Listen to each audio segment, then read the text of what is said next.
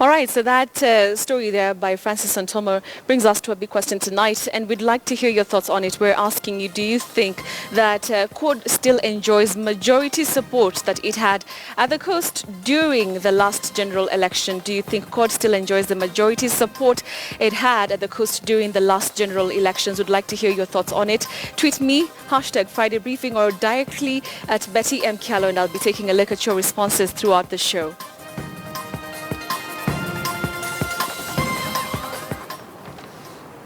All right, now the Kenya Human Rights Commission and the Katiba Institute have expressed their displeasure over plans to have outgoing commissioners of IEBC paid their dues up to when they were initially expected to leave office. The civil society groups, through their Kura Yangu, Sauti Yangu initiative, insist that the constitution has no provision for having officers who resign receive their benefits over work not done.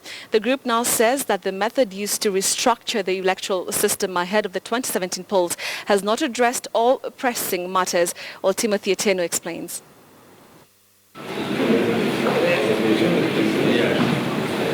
With a report by the Joint Select Committee on Electoral Reforms, as well as two other bills in regards to the same presented to Parliament on Wednesday, it appears the road to finding a long-lasting solution to the IEBC deadlock in the country may now be clear. But not so fast, says a group of civil society organizations who have come together under the initiative Kura Yangu, Sauti Yangu. The group, consisting of the Africa Center for Open Governance, AFRICOG, the Katiba Institute, the Kenyan section for the International Commission of Jurists, and the Kenya Human Rights Commission, among others, insist that the country's electoral problems have been viewed as an institutional as opposed to a managerial matter. If this is not addressed, the credibility and integrity of elections in Kenya will never be guaranteed. Thus, the replacement of the current commissioners of the Independent Elections and Boundaries Commission, IEBC, is necessary but not sufficient to ensure credible and peaceful elections in the future. The group has now expressed its discontent in having the 9 outgoing IEBC officials receive their dues up to November 2017, when they should have initially been leaving office. We have a very shoddy compromise where people who claim to have done no wrong are demanding immunity, and we're supposed to pay them for doing we know not what. And we're supposed to spend further public money on an issue where there has been no accountability for what are recognizably crimes, and crimes which have been prosecuted elsewhere where processes have come to an end. And that is not all.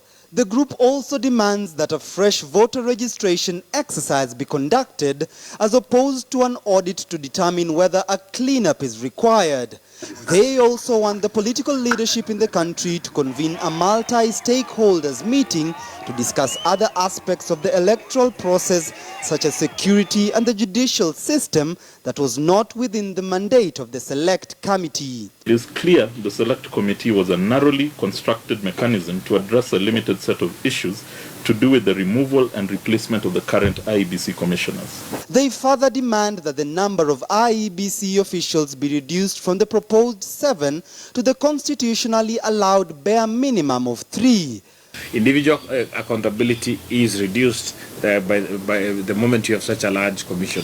The primary problem of elections in this country is that incumbents lack interest in an honest election. And this is not going to be solved by truncated and ill-thought-through processes. This is going to need the sort of dialogue we're talking about. Otherwise, garbage in, garbage out. But it appears the train may have already left the station for the group, since the report is before Parliament awaiting adoption. The initiative insists that the window set for public participation in the reform process was too tight and did not give room for their audience to be sought.